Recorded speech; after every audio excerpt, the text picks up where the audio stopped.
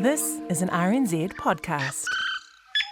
Time for some midweek media watching. Colin Peacock joins me now from the studio in Wellington. Hello, Colin. How are you going? I'm going very well, thank you, mate. How are you? About the same. Yep, it's windy outside. Your news story was correct. I can confirm in the lower North Island there is strong wind. There we go. That's what they say. That's journalism, right? It's sticking your head out the window and seeing whether it really is windy.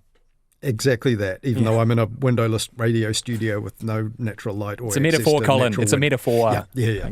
Okay. All right. Let's talk about media stuff. Lots of it in the past week or so. Let's start with Charlie Kirk, who was shot dead a week ago. But this is still a big story in the media or for the media or touching on issues that are very, very important to the media. Yeah, indeed it is. I mean, even here, so just in the last couple of days, as for example, Jonathan Ayling of the Free Speech Union, opinion piece in the Herald, this is an essential safety valve, and what Charlie Kirk represented, kind of rebuttal from Simon Wilson of the Herald, saying, well, yes, but the enemies of democracy exploited that self-same freedom. Sam Stubbs of Simplicity, in business, having said on, I think, LinkedIn, he wished the ideas had died with Charlie Kirk, and there's a real big, he had to apologise, big backlash. So feelings about it are more intense than I actually realised. And I first heard about the death of Charlie Kirk through listening to Morning Report. Corin Dan announced it once the news had broken. And just chatting briefly to Corin outside, because he was on the whip tonight with the Panel Plus with Wallace Chapman, he was saying, as soon as he announced it, this was going to be really huge and that people in this country would respond. To me, instinctively, it felt like this is really an American thing, political violence, American culture war, politics, etc. And people saying that this was, almost as big as the likes of Trump or Vance, J.D. Vance, being shot at or an assassination attempt. I thought that's a huge overreaction. But he says, no, look, it is something that even resonates here. Younger people in particular well aware of who he is, even if some older New Zealanders maybe not so much. So a big deal. But just as an outside perspective, this is from the UK podcast The News Agents, which I think they have an interesting sort of slightly outside perspective on American stuff because they're British. This is what Lewis Holden from The News Agents made of it all. Some of these people are like the arsonists who are complaining about the temperature of the building. And ultimately, there is a choice to be made in our politics about how we want to conduct it and whether or not we want to have a more civil discourse. And let's be honest, Trump and everyone around him do not want to have a civil discourse. It is central to their politics, the politics of aggression and division. I'm not saying nothing can justify what's happened to Kirk in any circumstances. But this is a symptom of a much bigger malaise that goes way beyond the left. And he went on to say people are seizing on this to try and push the line that you simply cannot coexist with people, describing liberals or enemies or whatever, categorise this sort of them and us stuff. And his co-host on The News Agents, former BBC News presenter Emily Maitlis, she had a fairly blunt message to those in the US who were saying, mourning his death and saying, in terms of like, this is not who we are. I'm sorry? This is exactly who you are. You defend the right of Americans to own guns. You have the most toxic political environment in the world. You have big money, huge money, fomenting political unrest on digital platforms. And then you look surprised when people get shot in cold blood. Colin, do you think that the story has reason beyond, people's familiarity with Charlie Kirk in America driving the news narrative a lot of the time? Does it have relevance to us in New Zealand too, do you think? Well, weird sort of echo of it with that rally in London, which clearly showed at a distance. He was a big presence there. Brian Tamaki and Destiny Church people were there as well. One commentary here locally, Duncan Grieve of The Spin-Off wrote about it, saying he thought it was an example of what he called boundary collapse between the internet and real life. And he also brought the Tom Phillips saga and the way people were reacting to that here into that as well. For me, that just feels like it's too much of a stretch, and that I think most people do not think of things that way, whether they're active and heavy users of the internet or not. He wasn't the only one, though. On the Herald Now show on Monday, this is Sarah Henry, editorial director of the publisher R Media. She said something fairly similar. And then to understand that what's actually happening here is at the extreme levels of things. And so, I don't know, it's very, very complex. We seem to have lost our tolerance to see things in another person's shoes. We get very committed to wanting to be right and that our point of view is what needs to be stuck to. In a way, I think that kind of echoes what those newsagents folks were saying, is that there are people that will seize on this because they're already heavily invested in these narratives and these political opinions. And, we know there's polarization. There are people out there online going a bit more extreme, but I just think it just feels to me like most people here aren't as invested in that. Mark Kreisel, former TVNZ broadcaster, who I've repeatedly misidentified as John Hudson on Mediawatch. So I've done that twice, I think, on the record. But yes, Mark Kreisel, formerly of the Sunday programme, he was on that same Herald Now discussion, and Mark said it's a dangerous time to have opinions. And I sort of thought, really, it felt like, again, a bit of that overreaction. But he kind of he tempered that by saying this. Yeah, maybe rugby's the answer. I know it's a weird analogy, but they get together. Not after Saturday night. No, too soon. But they belt the hell out of each other for 80 minutes and then get together and have a beer. And maybe that's what we need to have. Yeah, he said basically his maxim was, say what you want to say online or in real life, just don't be a dick, which sounds fine. And he also said, intriguingly, there's a web series, I think, launching next week that he's doing with Miriam Kamal called The Elephant, as an elephant in the room, which has this principle of trying to discuss big issues in a non-confrontational space. So it'd be interesting to see what that's like. That will be interesting. I mean, speaking of rugby, and, this is a nice segue. The All Blacks defeats... that nothing gets the media going like the All Blacks losing, Colin. Yeah, I'm not a huge rugby fan, so I feel a bit neutral about it. So I find it interesting the way they kind of both channel and amplify public angst about an All Blacks defeat, which obviously does upset people who are really into their rugby and the All Blacks in particular. Those articles of how the world reacted, and it's usually the same sort of British newspapers and people like Stuart Barnes that kind of troll gleefully. Yeah, I think so. But yeah, there's real anger and disappointment, of course, and people want it explained.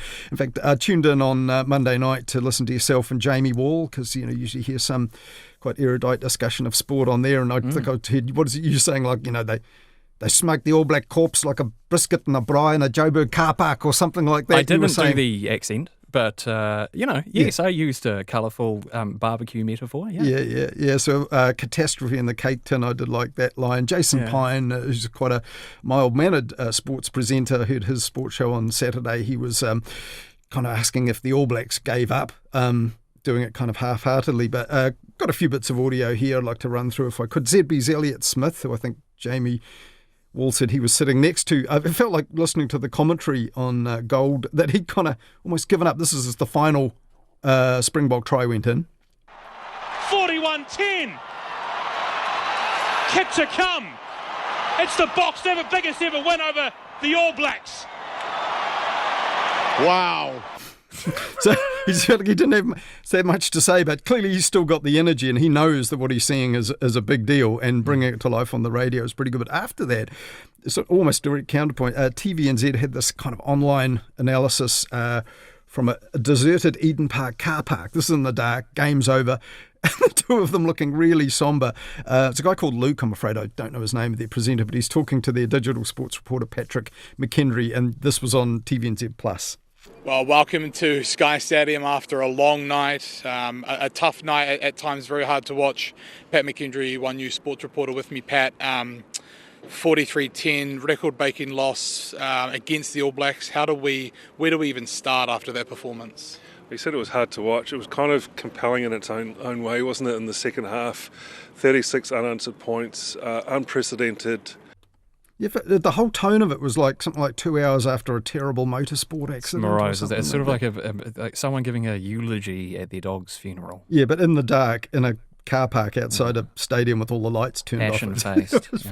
But my favourite post-match response, this was, is it, I don't know his first name, Phillips? Is it Damien? Ashwin Phillips. I think it's Ashwin Phillips. Yeah, who was, I think, man of the match, I think, in many people's reckoning. This is a post-match clip. I've had to deploy the Mediawatch censorship klaxon for this one. But this is him saying he thought it was a historic game. I think, as you can see, it was a very positive mindset coming into this game, and how did these boys play today? Sorry for my language, but it was just simply outstanding to put on a performance like this away from home in Wellington. It's going down in the books, man. Excellent klaxon, by the way. Yeah, but wasn't that great? He swore and then apologized in the same breath, so you didn't have that awkward bit where the commentator has to pull the microphone back to them and say, apologies, everyone at home there, that language, live situation. So, but he did it himself. He totally owned that and did the apology and the swearing in the same breath. Loved that. I mean, it was a record. I think it's our biggest loss ever, the All Blacks. Yeah. Worth a decent amount of comment, you think? Oh, of course. And you did talk about that with Jamie, who absolutely knows what he's talking about, unlike me. But I don't know, like record breaking, maybe this is an argument for another time. Everything in sport seems to be accelerating. And I can remember, because I follow football, I know you do too, and things like the European Cup that Manchester United won an unprecedented treble, and people say no one will win a game more, 2 goals in extra time. No one will win a game more excitingly than this. And it's like those 1 in 100-year floods that now happen every year. We've had so many in the 20 or 30 years since then. I don't think anything lasts. Everything will be superseded. There will be. Do you think so? Yeah. And one day, in sport, a boy will be born who swims faster than a shark, or whatever the cliche is. I think so. I don't think anything's truly historic, and everything will be wiped out. Prove me wrong.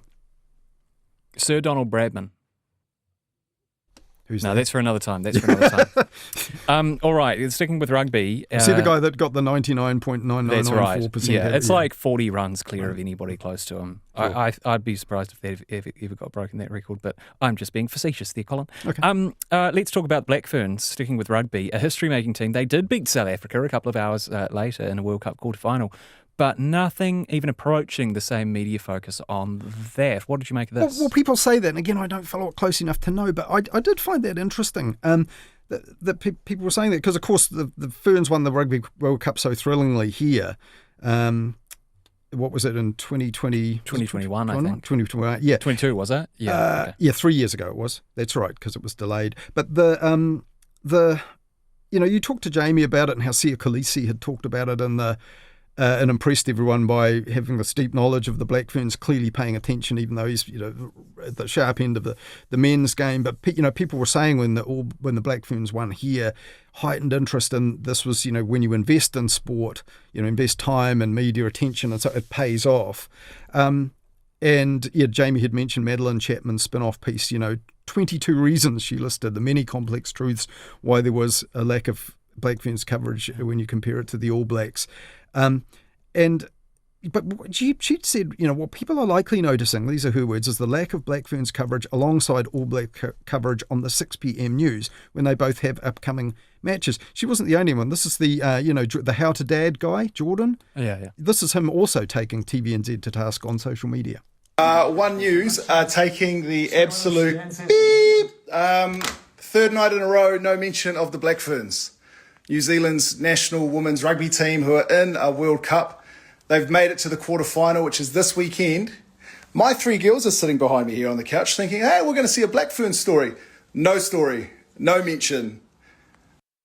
Yeah, so, Jordan censored himself there too, with he deployed his own klaxon, which was interesting. But Brodie Kane, in the Girls Uninterrupted podcast, she let fly an absolute flurry of uncensored F-bombs about that. This is a slightly cleaner spray that she had at the media in general, but about that same thing. I'm so pissed off. Yeah. A shout out to the team and the social media team and the team channels, like the World Rugby channels, like Ella Prendergast, Taylor Curtis, who's over there for Sky and doing stuff for Crowd Goes Wild. So tip of the hat to them. Mainstream media here, you're all get in the bin. Try harder. It's not good enough. Yeah, but I'm slightly puzzled because on One News, on the much slagged off 6 p.m. news, this is on the Sunday after both those games, they did lead with the Ferns winning and not the cake tin catastrophe. And this is how it played out at the start of their bulletin on Sunday night.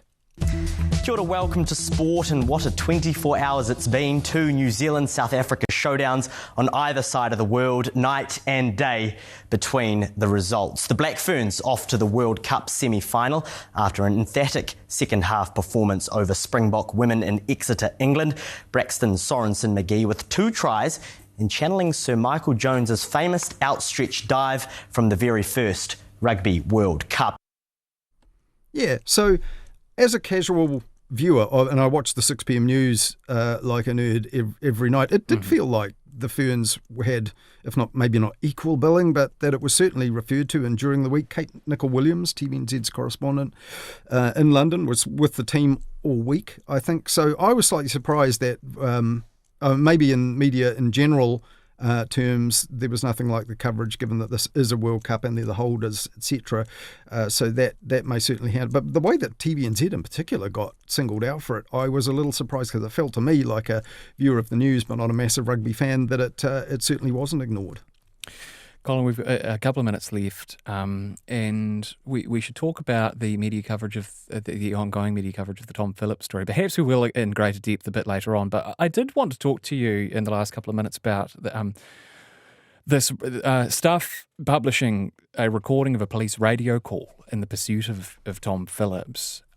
This will have come as a surprise to many people, that it was so easy for media companies to do things like this. But how have you sort of reflected on this element of this broader story? Yeah, I don't know exactly how that audio came to Stuff. Stuff published a couple of articles explaining why they did it. They thought it was legitimate public interest here, and that hearing how that pursuit unfolded was worthy of coverage. I mean, TVNZ, when they reported that, they actually put that as a lead story themselves, that this audio existed, but said they decided not to play it. And interesting. Gavin Ellis, former editor-in-chief of the Herald, he didn't approve of this. He said, look, I believe publication of the messages was a step too far. He said, I don't for one moment accept the contention of the acting Deputy Commissioner of Police, Jill Rogers, that it put at risk inquiries underway into the events that unfolded. And that, to me, feels right as well. But he says, I do believe that Stuff may have broken the law by publishing.